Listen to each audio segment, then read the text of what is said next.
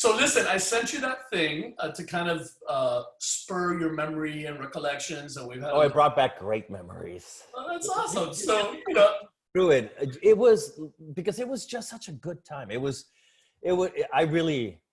look back with fond memories. I mean, don't get me wrong.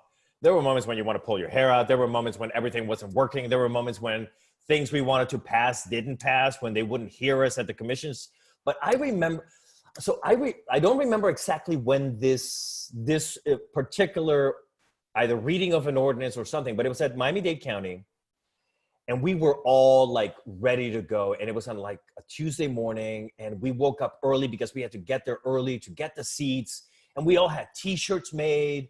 And we wanted to have a presence. We wanted them to know we were there. But, because we are gay men, my friend and I woke up that morning and we were playing One More Day from Les on our way into the downtown area. One day more. And that was the sort of sense of like, it's us against the bad forces, right? It's us against those who want to take away rights. It's us. We need to show them that we are here and that we matter. All are just beautiful memories that I have now, which is something that's beautiful about as we get older, as more gray hair comes in, is that the memories that you keep generally are the good ones, are not the bad ones. You tend to remember the good moments, and even the things that were not necessarily as good, you tend to see them with different eyes that, well, I learned from that, or that happened there. And that was, but I look back fondly. That's why when you offered me this opportunity to chat, I was like, yes, please. So listen, I thought just to give some structure to the conversation, maybe we could start with how you even got to a place of coming out and working in the community, in the LGBT space. Yeah. What's interesting for me is as a normal sort of coming out story back then, I came out March 17th, 1992. I remember specifically the day because I had seen something on television that made me realize that no matter how much I tried not to be, or thought that I couldn't be this, or wanted to not be gay, and I could just get married. I had had a girlfriend for 3 years. I just realized, no, that's not who I am, and that's not who God wants me to be. And that was that. So that was my day. But that was March 17th, 1992. I started working for Dade soon thereafter. So I went really quickly from, no, I think I can hide being gay, to like, woohoo, I'm running the group, I'm the little executive director of the little organization that nobody knows existed. And so for me, it was my pretty typical coming out. And I'm actually very fortunate that my family was very accepting. And it was my coming out as itself was not as consequential as it obviously, and hard as it has been and continues to be for other people. And I think that is part of the reason. You and I had met, I was trying to think about this. I couldn't remember where you and I met. We met at some event, or was it the fact that we had already started to volunteer together to do the Lambda conference, and that's how we met? I was trying to remember how you and I met. For some reason, I pinned it to Grant Miller. I don't know why. I used to work for the Millers. Right. So, and somehow we connected, and I thought you were in that role when we connected. Yeah. Oh, yeah. Which makes sense with the dates. I was totally working for community newspapers at the time. And then we started you away. And I was worried about Grant. Yeah. It certainly wasn't because you offered me more money. Not right. I used to work for community newspapers, and it was just fun. I was there. I think by that point I was their director of operations, and we had already done the Lambda conference. So that is where we met through Grant Miller. Then we did a couple of the Lambda conferences. I remember Larry and who were some of the other people that were involved? Shed. Yeah. Oh my gosh, Shed Warren, of course. Yeah. He the other day sent me a message for my birthday calling me an old man. I'm like, just to remind you, you're older. So it's still Shed, and those were just, because I remember for the Lambda conference, we said, you know what, we want to educate on a whole bunch of things. We want to educate on if somebody wants to adopt, because that was not legal, but you could do it through legal means if you had like the right papers. You also, there were no rights, spousal rights, because you couldn't get married. So we wanted to have lawyers that could talk to people about how you did that. If you just wanted to, how do you deal with self-esteem as a gay person coming out? All these sorts. We ended up, it was 7 tracks of different workshops that we had, and each one had 7. How did we pull that off? How on earth did we do that? No. Nothing like shooting big right from the get-go, right? So we did the Lambda conference. Lorenzo, do you want to tell people about the conference? Because nobody remembers any of that anymore. So it was at the Miami Beach Convention Center. And it was this crazy group of little gay people, that would be us, just community-minded people who wanted to do something for the community. We were about like educating, and we felt that the more people felt empowered, the more they had agency, the more they would want to control their own lives, and whether it be through legal documents or standing up for rights or adopting, whatever it might be. We even had a spiritual, now that it comes back, we even had a spiritual track, I remember. I should have gotten a hit from that at the time. And so the Lambda conference was this opportunity. It was a one-day event. It was kind of like a one-day little mini university on being a gay person, is how I sort of see it now. Because if you came, you had to pick at any given time. It was like what cable is now, right? Or like Netflix. You have a gazillion things to choose from at any given time. So you had to choose one of 7. So there were 7 tracks, and there were 7 workshops throughout the whole day. It was a full-day event. And so you got to choose which workshops to go to. You didn't have to, and you just moved around the convention center, going from one to the other. And so we found speakers. They all volunteered their time. We raised money from sponsors to pay for the convention center.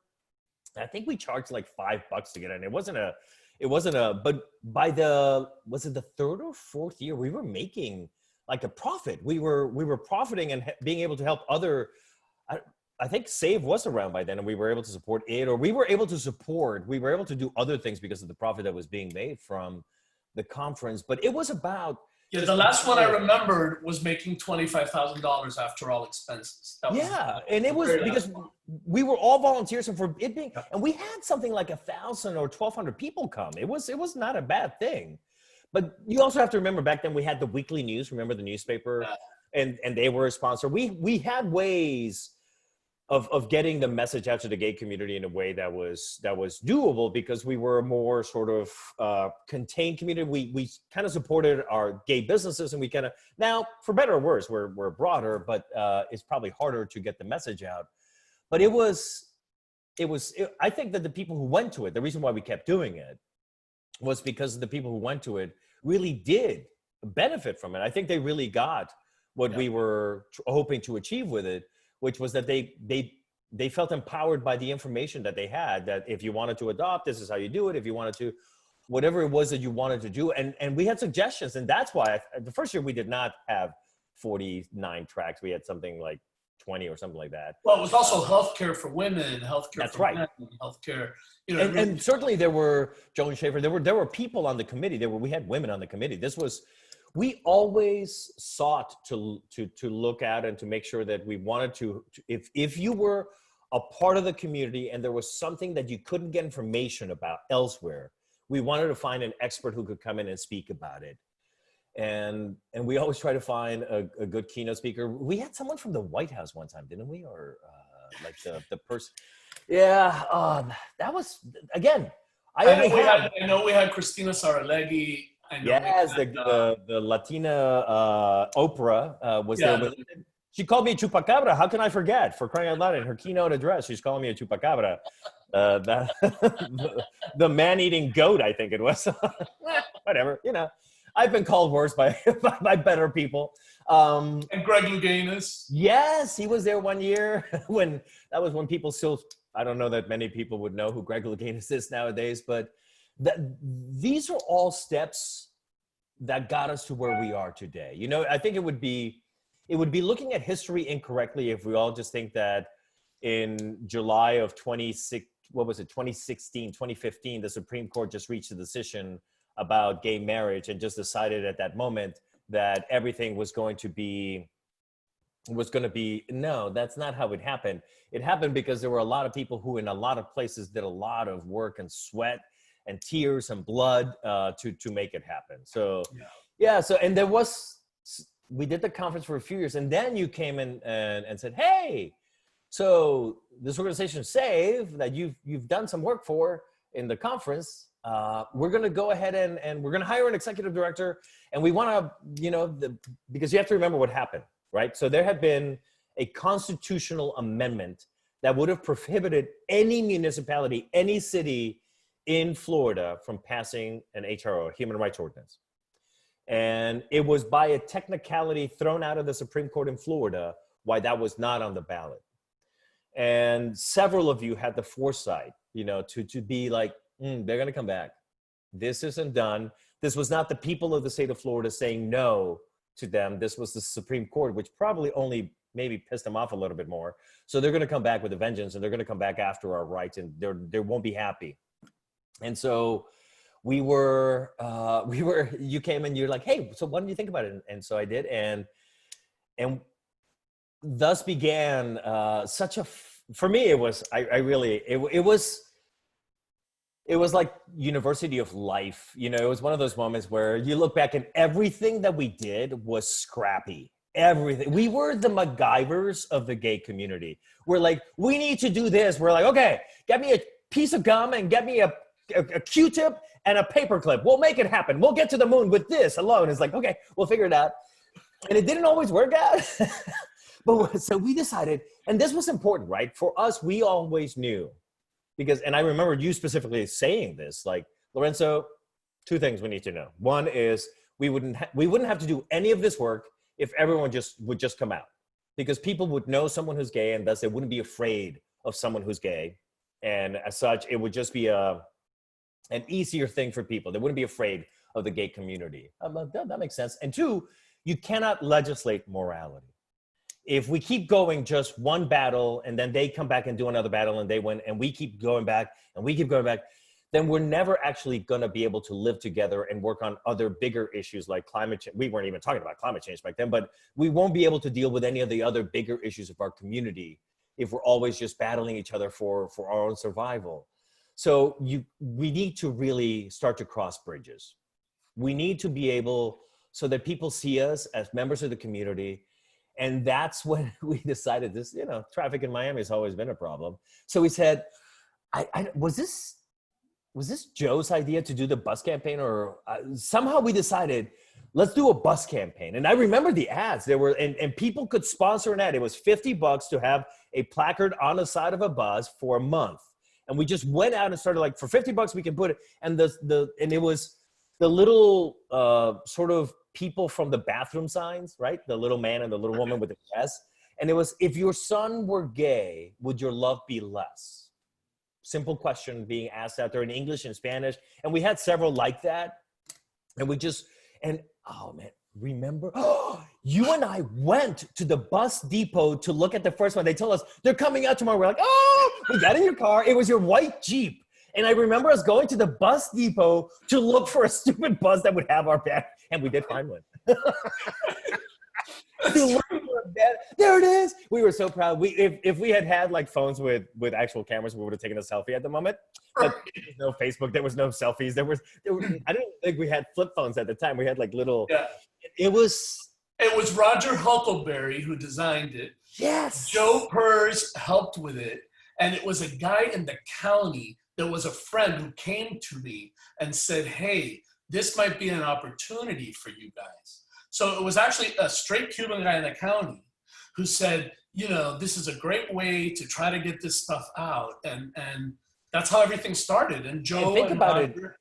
It's actually brilliant because it's in a non-threatening sort of way. If you're stuck in traffic, it's not like an interrupting commercial or something. You just happen to look over and you see this very colorful design. You're like, if you're going, oh, I hadn't quite thought of it that way.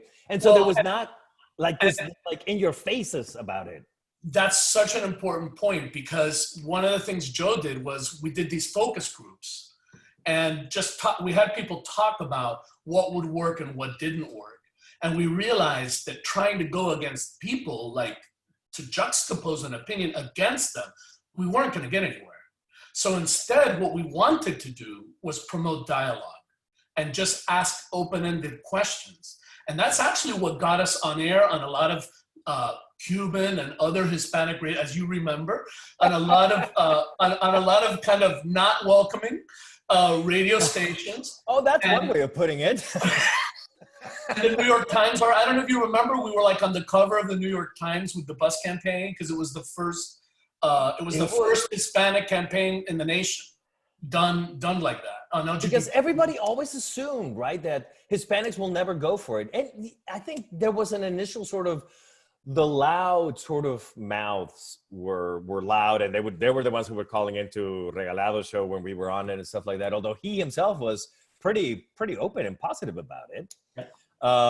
But I just remember, like, there was all this fear that Latinos would, but again, going to your open-ended questions point, it's when people had this opportunity to be like, oh, wait, let me think that through a little bit. When it wasn't in your face, it wasn't a parade, it wasn't something, you were stuck in traffic, so you had time. And the question was posed to you, and if I would not be able to say, like, if the spirit moved you at that moment, right, that was the moment when you could think about it. And God, how many, particularly I think Latina mothers would be of like, oh no, my sons, I love my sons and daughters more than I could ever imagine.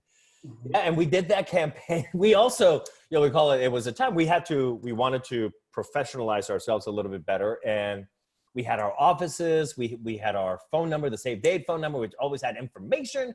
We used to do calls, we used to do phone centers.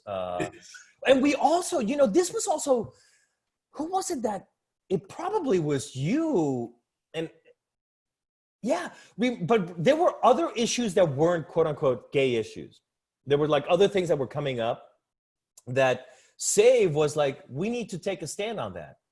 Because it can't just be about our issue. We can't say we're safeguarding American values for everyone and say that we want to cross bridges. And then when we're seeing someone in our own community be oppressed, not stand up for them. We need to stand up for them because I think there were the riots or something in 𝗟𝗡𝗧𝗘𝗥𝗩𝗪. I just remember that it was like, no, we've got to make sure that we're standing up for others as well. This isn't just for us. And if something, and as in any group, there were those who were like, well, maybe we shouldn't be doing that. This is really our issues. But I mean, the memories that I have, of course, I've mentioned, are all good. But in the sense of the people that were all involved in this wanted a better tomorrow. We never would have thought, I mean, we used to talk about this like, hey, Damon, you think it'll ever be legal to get married? It's like, yeah, maybe in a generation or two, it takes time for these things. There was a whole, I remember the debates going on nationally about should we be fighting in the courts now? Are the courts ready to move it forward? And if they do, are people just going to change the law because I don't think it's ready? And then there was like, is that the right strategy? Do we want to go by the courts? And there was, but I don't think any of us believed that it would happen as quickly as it sort of did happen. Yeah. Like I said, we were the scrappy little organization that would put things together that I remember we did the dinner, right? We used to invite people to the dinner, and one time we got the invitations, and we had a pizza party at your house to stuff the invitations to mail them out. And Lorenzo, in his infinite wisdom as the executive director, had gotten them printed 1/8 of an inch bigger than they should have been. So they still fit in the envelope, but you had to like snuggle them in there a little. You had to be really tight. And so, oh my God, I remember like 3 a.m, people were like, Felix, like, I gotta go home. I gotta get up to work in just a few hours. We're like, totally, dude, we get it. But to your credit, this was my job. You stayed there the whole night and still went to work the next day. After I'm like, I'll take him to the post office and I don't know how to say thank you. No. It was just this sense of community. Yeah. And I often wonder if now, because it's more accepted, it's legal. I live in California now, where it's certainly a much more liberal state, and I live in Palm Springs, as evidenced by the palms behind me, right? I live in Palm Springs, which has, I think, 4, if not 5 out of the 5 members of the city council are openly gay and trans, and so there's this whole different world. And I often wonder though if part of that sense of community of we're all in this together is kind of lost a little bit, of because those were I remember them fondly. I mean, I hate the fact that it was about literally our rights to be citizens of a community, but I do remember them fondly because the community sort of came together for it. Mm-hmm. And I wanted to kind of pick your brain about the role of HIV and AIDS during all of that. Oh my God. It was This was at the time so in the early 90s, there was a whole industry called was it called viaticals, right? Is that what they were called when they would buy life insurance policies for people and knowing that they would soon die? This was still when AIDS, HIV was still, it was still a death sentence. It was still this, in fact, we moved from North Miami where we were in that office above the pharmacy. We moved to the people that did the AIDS walk. What's the name of the organization? HCN. Yes. Practice Network. Yeah, we moved into their building, into that building on Biscayne Boulevard that had nice little views and everything. It was a big building that they had somehow come to have, and there is no sense even denying that HIV was a large part of it. We were all affected by it. We all saw the impact of people like Pedro Zamora. Remember him on The Real World, and how that brought it to a younger generation. I was of that young generation at the time. In a lot of ways, it was also life and death, because every day we would hear about people who were sick and who were dying. We would hear somebody else has come down with HIV/AIDS. There was this fear of having unprotected sex. And so there were the whole questions about, like, should we take money from the bathhouse for the work that we're doing? And there were some who's just on moral grounds said, you cannot accept that money. We did take it, to be clear. We thought we could do good with it. Right. But I remember going to collect the one check, and I went to the location. I don't even know if it's still open, CBC on Coral Way. Yeah, it's called 𝗏𝗏𝗧𝗘𝗥𝗏 today. Oh, 𝗏𝗏𝗧𝗘𝗥𝗏. Back then it was Club Body Center is what it was called. And I showed up in my little suit. Hello, I'm here to meet with Jack Campbell. Yeah. And they looked at me like, do you want a towel? What do you I'm like, no, thanks. I think I'm fine. I have a meeting with him. And so I met with him in my suit in the back as naked men were walking by or in their towels.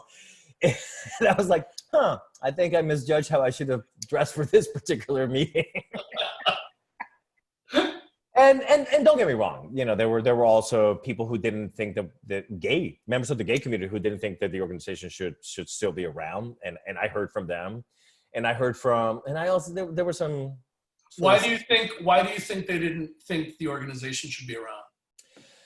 Well, I think there's a couple of reasons. One, HRC was trying to make local inroads. So they had gone from being a national organization, and they were trying to make inroads in Miami and in other communities that had large gay and lesbian populations.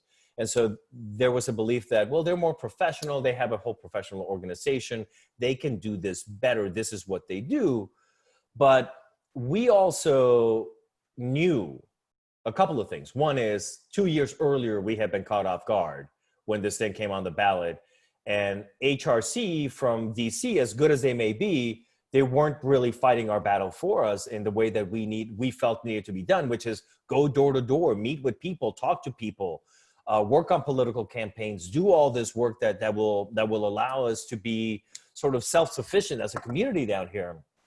And so when that was, as I mentioned, when that was taken off the ballot by a technicality, the belief was like, we don't want to be caught off guard, so we need to do this. And so there was, I think, just a disagreement, because even from the people that I heard that said there's no place for an organization like Save Date, they actually never left.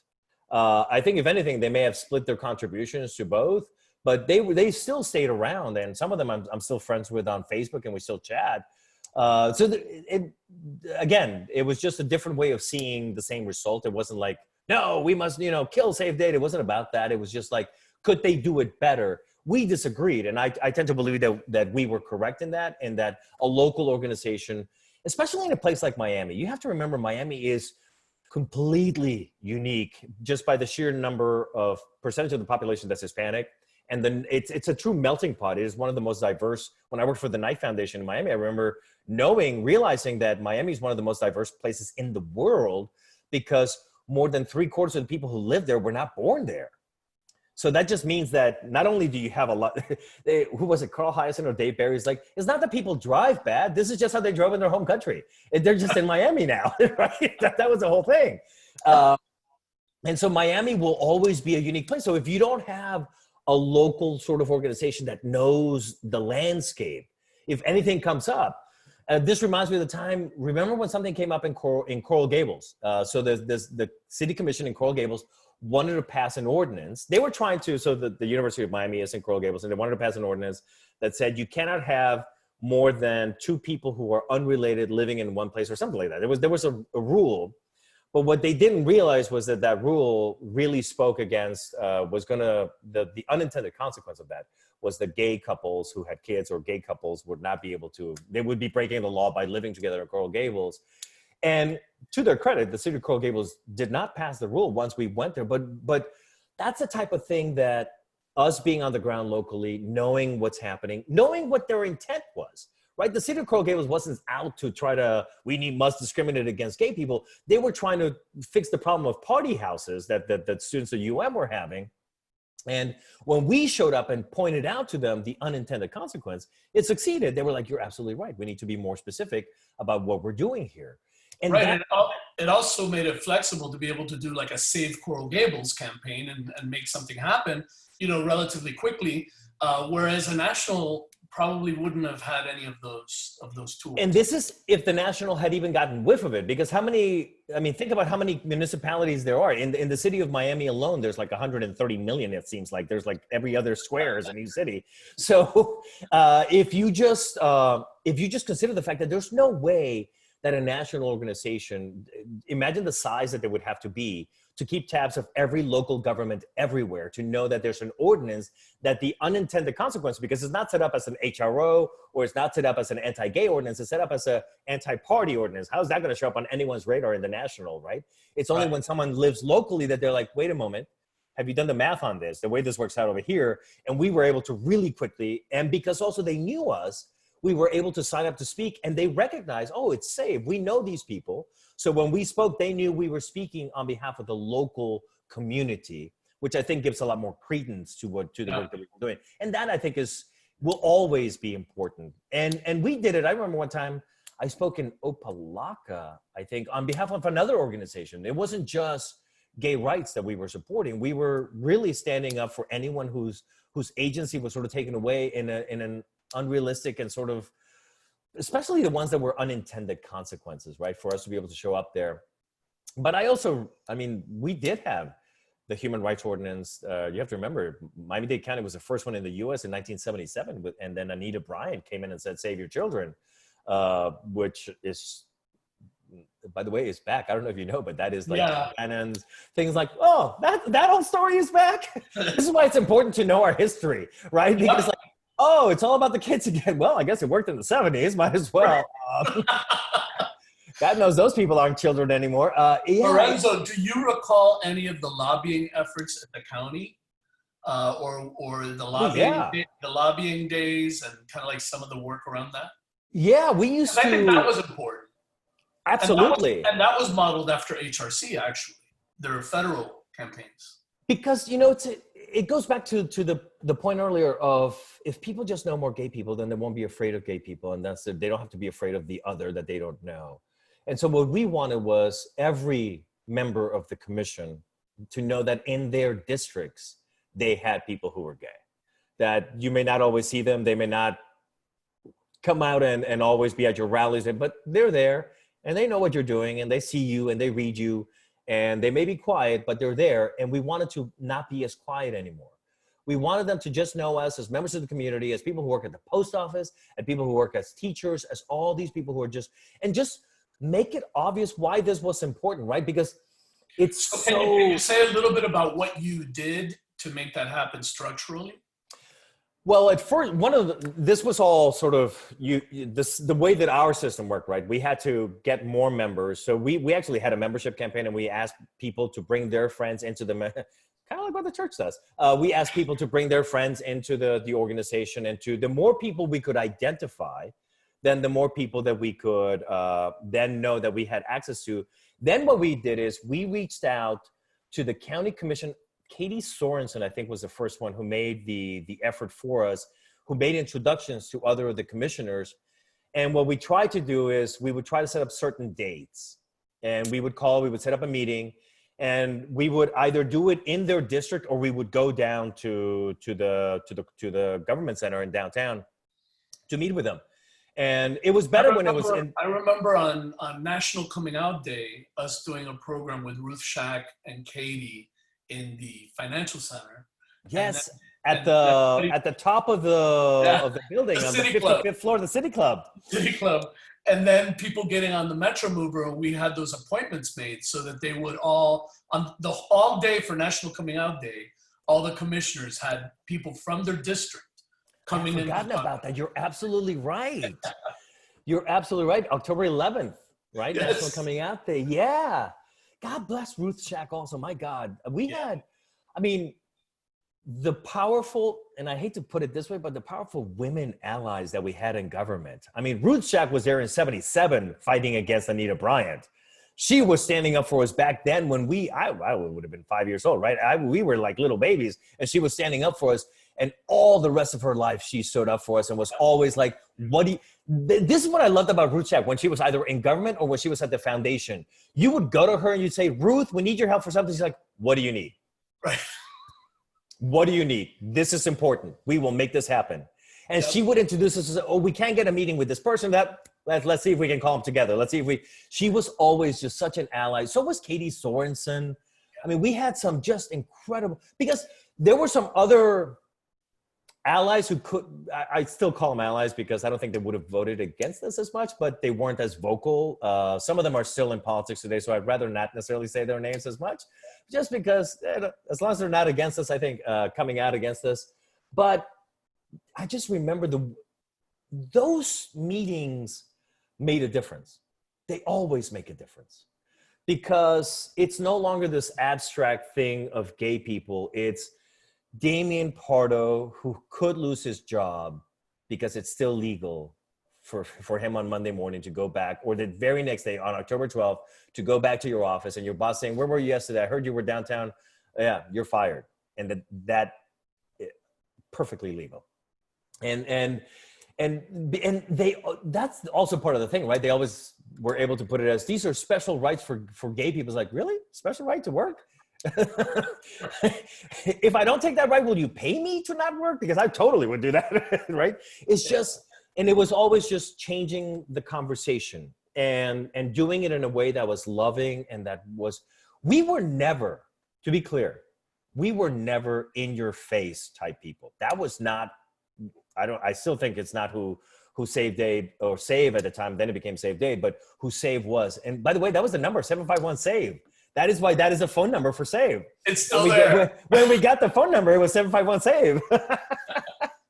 That's why that was important. God, I remember that. That's amazing. But we were not in your face. We weren't in your face with the Lambda conference, which is why we never had, I think, people come out and protest it. That was at the time when like the Baptists, Waterboro Baptists would boycott and protest everything. Nobody ever protested the Lambda conference. There was some talk that the American Family Association was going to come out and maybe do, they never did because we weren't in your face about it. We were always just like, we're your neighbors. You know us. And that was the image that we always tried to bring to the forefront to people. Yeah, absolutely.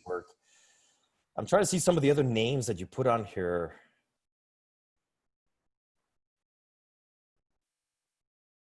You know, the Miami Beach Ordinance, I remember that one as well. The winter party back in the volunteering for that. That is actually, by the way, to this day, that's still a good story because that is where I met my husband, volunteering for the winter party. This was years after I had stopped working for Save Dade and I was still a volunteer. And I was a volunteer I was that idiot of a guy who would come and volunteer and not actually go to the party because that wasn't I was never a dancer. I may be Latino, but I don't have that bone. So, but that one time when I met my husband in 2002, volunteering, awesome. And here we are coming up on 19 years of being married next March. Oh my God, Lorenzo. That just freaked me out. Yeah, we've known each other a long time, Damon. I hate to. Wow. Yeah. Yeah. So fact, for years afterwards, they used to use me as the example. It's like, you can also be the husband here if you volunteer. I'm trying to see some of the other things that you mentioned. It just brought back so many good memories. But I mean, I remember when we went on 𝗥𝗡𝗪𝗧𝗓, who still has a program on Mega TV now. You and I went to his TV show. It was like a Sunday night.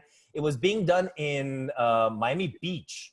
Yeah. And they put so much makeup on your face and my face that we look like clowns. Even, not even just like to each other. On television, we look like clowns. To this day, I really think that they probably thought we were drag queens. Like the beard didn't give it away or anything. No, just put on more makeup, more makeup. Oh, by the way, that was a very important interview because it was one of the first in Spanish, and 𝗥𝗡𝗪𝗧𝗓, being queer himself, I think handled the issue extraordinarily well. And I had so many people after that aired just go on and on and on and on about how it humanized all of this so much. And I think that program actually was one of the most impactful ever that we did in Spanish media. And that, I don't know if that was before or after, but that led to other availabilities in Spanish to be present and to talk and to, it's all about the conversations and doing them in a loving way that just, because for as many like bad calls that we got of people calling in like on the radio programs or when we were running the campaign and people that would write into the paper, I never once felt like I was threatened or that I was in danger. And I know that that's not the truth for everyone, but I know that for me, I felt that at least our community, we may not agree on this, it may take some time, but we can cross that, we can do it together. We can cross that bridge together, right? If we just respect, in my language now, I'd say we can respect the dignity of the other person, right? The fact that the spark of God is also in you as it is in me. And so we can respect at least that, even if nothing else, we can begin by that and build from that. And that's how we move forward. That's the only way that you can really move forward, because otherwise, and that's what I think we see in politics now, it's one battle leads to another battle when the other side has control until the other side has control, which is a battle. And it's just this tug of war. And you can't really deal with anything other than that tug of war because that's all you're doing. That's all you're focused on. Yeah. I'm wondering what you think about the current world, the current state of LGBTQ, kind of like where we're at as a movement, given all this time and how you see us moving forward, you know? In a lot of ways, you know, we jumped ahead of where I thought we would have been. The Supreme Court decision, which might, but again, that goes back to the side to side, right? If now it becomes the supermajority of conservatives on the Supreme Court, they could go back and change that. And they could say, no, we're not going to do that anymore. So our work is not done. Because we are human beings who are flawed and who are continue to, so we will continue to need to do this work, but we need to continue to do it in a way that's for the betterment of the community as a whole. I think we're no longer, since we're not gasping for air at the moment, right? There's not a threat right outside our door. We can be more about building relationships and building bridges and building those things so that it becomes more normal. The other day I was reading a book and totally unrelated to the book, just out of randomness of the book, it ended up that one of the characters had two dads, and it's totally inconsequential to the story, which is what's beautiful, right? Yeah. That wasn't the crux of the story. That wasn't a dramatic point. It was just this thing as if though the person had said, there was his dad and there was his mom. It was like, there was the other Mr. Dad. And it's like, how beautiful is that? That in this novel, that is just a normal thing.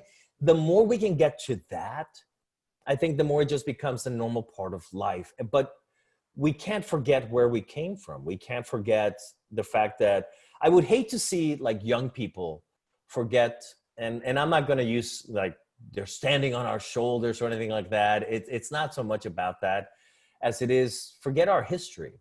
That this thing about they're coming for your children, we've seen that before. This thing that they've said to try to demonize who we are and they've used that before. And they'll use it, if tomorrow they don't do it against us, they'll use it against someone else. And that's where I think the LGBTQ community really should be doing a bit more of effort, is in working with other groups. There used to, is the organization still around in Miami called, it used to be, Pat Morris used to run it. It's a volunteer. Hands on Miami. Hands on Miami. Thank you. No, yeah. They're not around anymore. They They're started not. at the same time as Save. Oh, yeah, they're not around anymore. Yeah. See, if only they had gotten a good phone number, they would still be. It's all about the phone number. They missed the bus. Yeah, literally. Their bus signs. No, it's that an organization like that where we would come together. And I remember Greg Baldwin used to be also a fan of this. Is like, we need to do some service projects in the community. We need to do some things where we just go and we help rebuild. In fact, in Los Angeles, there's an organization called Gays for Good. And that's what they do. They have one service day a month. And whoever's available that day shows up, and they'll go clean up a park, and they'll go do this. And it's not about asking for anything. It's just, we're here, and we're here to make our community better because this is our community as well. Mm-hmm. And things like those are the ones where I think we need to be doing more work in to be able to just be more visible, so that it doesn't become, so that it doesn't become that there's a whole generation that doesn't know what we fought for, and that those were hard-won rights. People have. What advice would you give younger people who maybe are caught in this polarization, this polarized kind of environment, that really just the anger and those feelings of just anger and rage at the entire situation? What are your thoughts around that? First, I would say make sure that when you're willing to do something about it, there's a moment to be angry and do something about it, right? There's a moment when Black Lives Matter that you need to get on the street and go and be angry about what's happening to our Black brothers and sisters. There is a time for that. But if it's someone in your family who is going to vote in a way that you think is the wrong way, then find a moment when you're both calm and start to have a conversation about why that is. And just start to have, and recognizing that you may not be able to change their mind the way that they're not going to change their mind, but it doesn't change the fact that they are also part of your family, and that they are also have the spark of God in them, right? That they also have dignity. But sometimes people just need to be heard. I think that's in 2016, part of what we saw, what we heard from like Wisconsin and other places was we just hadn't been heard in a long time. And we felt that the party that we used to give our allegiance to was just not listening to us anymore. So we decided to throw a wrench in.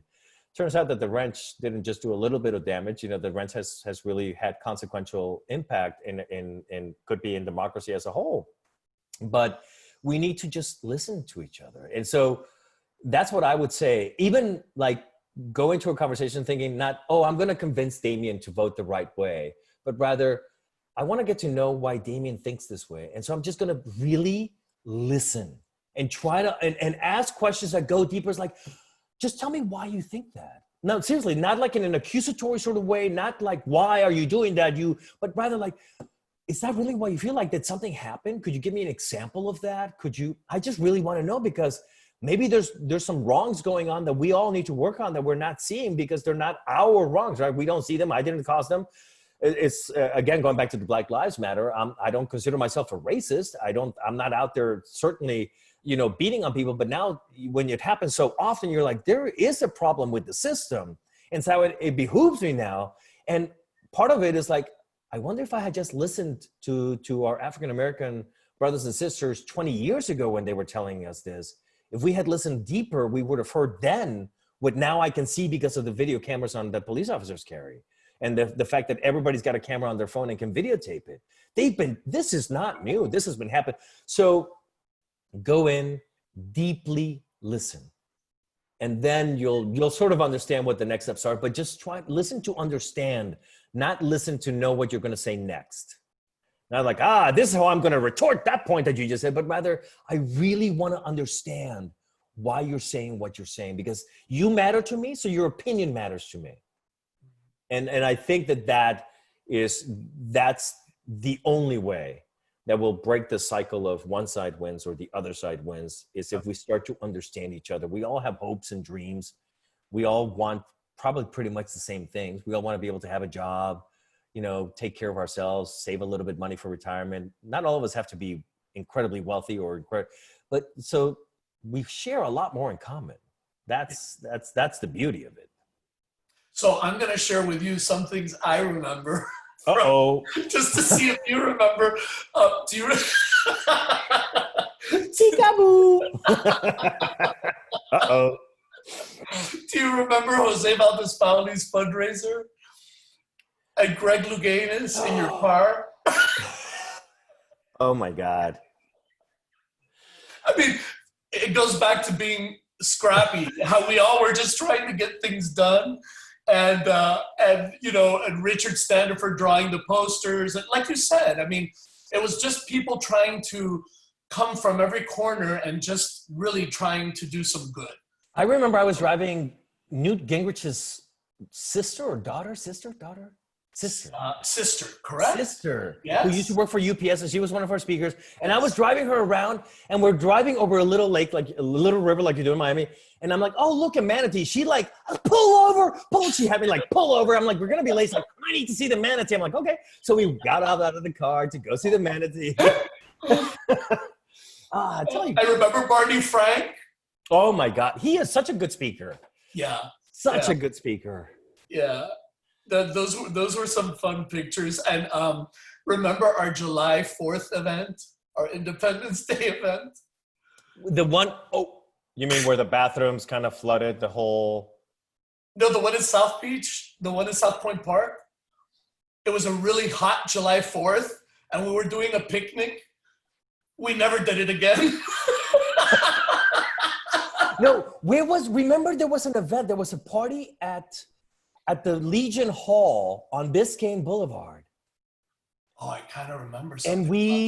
And they had never had so many people at once as we did for that fundraiser. And so all the bathrooms started it was a septic tank. So it started flooding. Scrappy.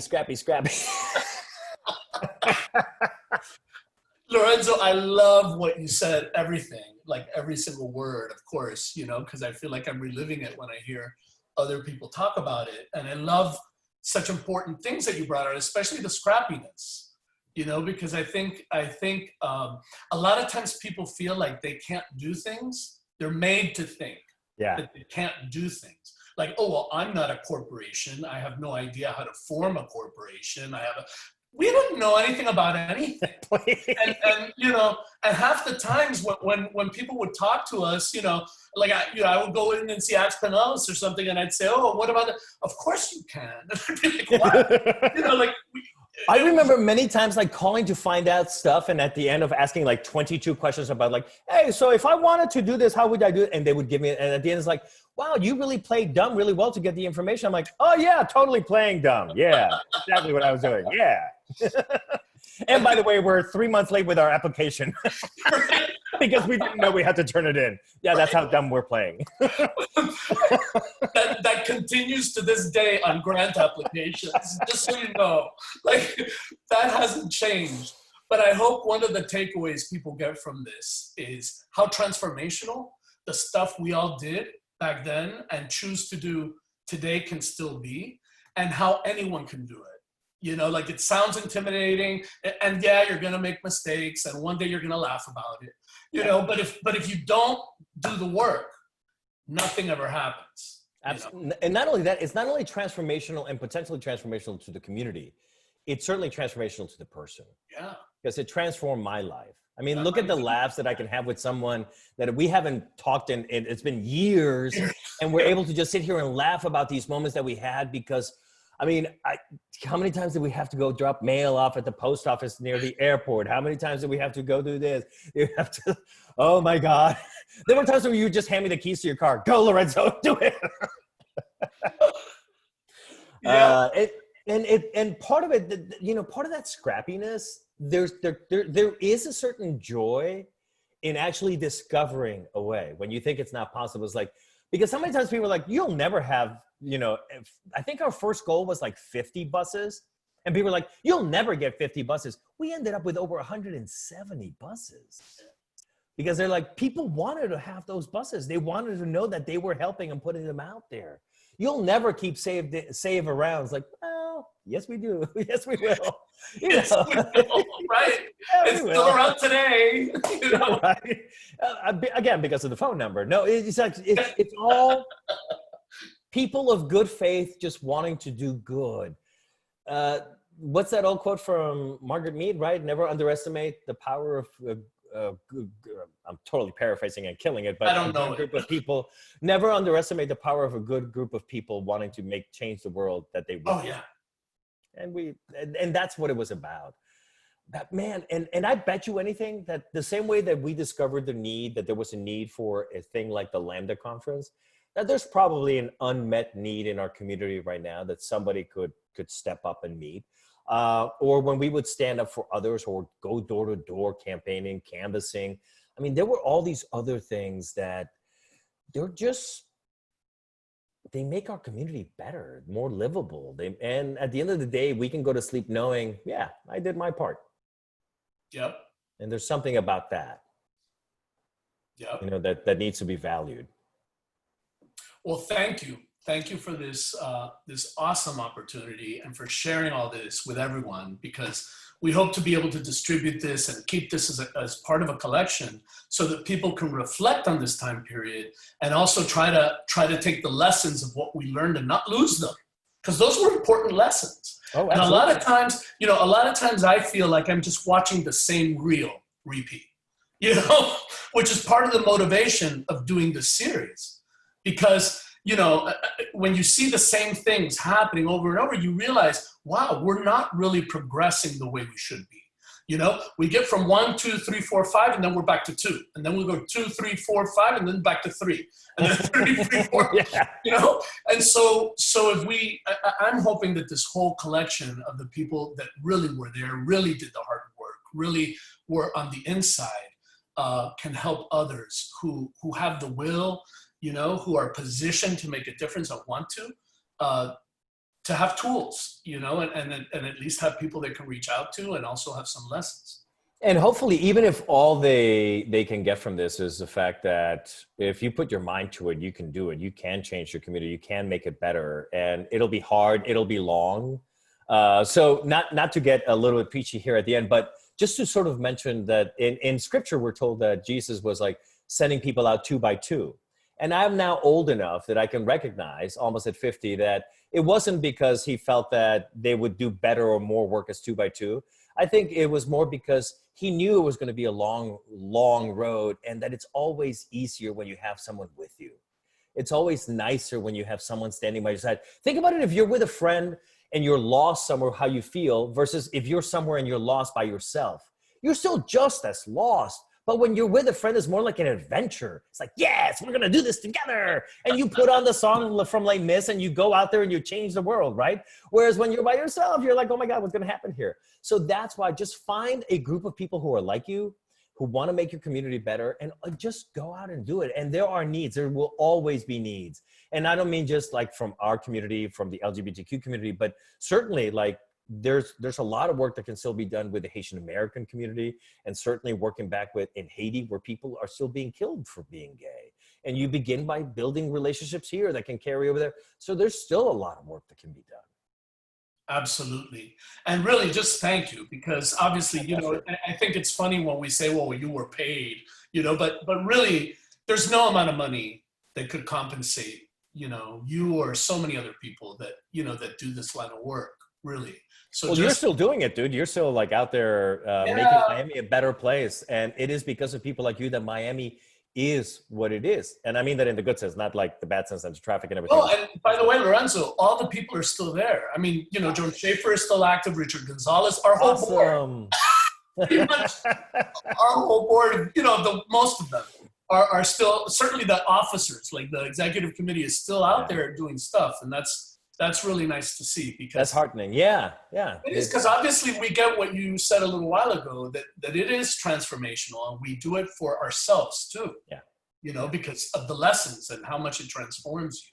So thank you a million times. My pleasure. Thank you. Thanks for having me. And thanks everyone for watching. So I'm going to end it now.